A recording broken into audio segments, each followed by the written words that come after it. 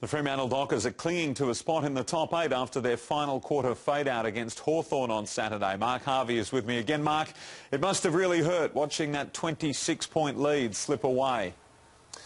Well, particularly when you've done, we did all the hard work until about the 5-minute mark of the last quarter. It's probably happened to us twice now in Melbourne, so we need to address that and make sure that we finish them off. What do you think happened? Where did it go wrong? You probably shouldn't lose from 26 points up. Well, I think in this competition, you know that teams can score quickly. I'm not sure about that.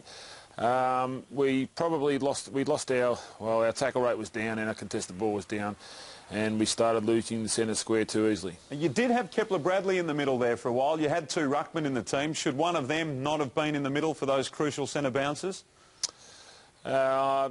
No, that really hasn't got a lot to do with it. I mean, there's 4 guys in there. There's another sort of 8 or 10 running off the line, so it's not just about who's in the centre square. A lot of people, Mark, have had their say about your skipper. Where do you think Matthew Pavlich is at right at the moment?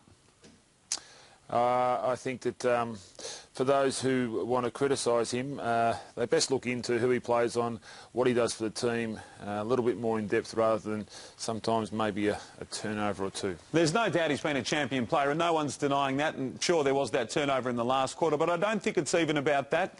21 possessions last week, just 15 this week when you needed him to stand up perhaps in that last quarter. Is he just off a little at the moment? John has been a champion, will continue to be a champion. He's only 29, he's still got a number of years left.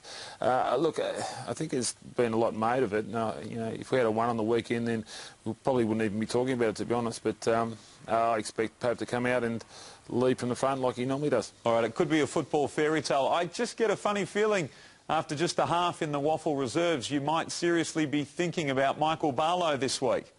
More than serious, Basil. I did it with Tendai Mzungu about a month ago. He'd been out for 10 weeks and played first up. Barlow is one of the best players I've seen from an instinctive point of view. There's no problem with the break.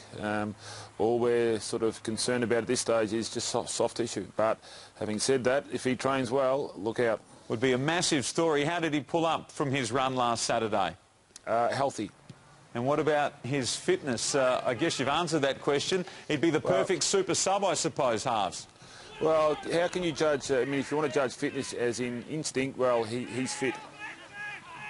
He looks terrific. We're watching him now. How important is it to your chances of finals footy this week that you beat Essendon?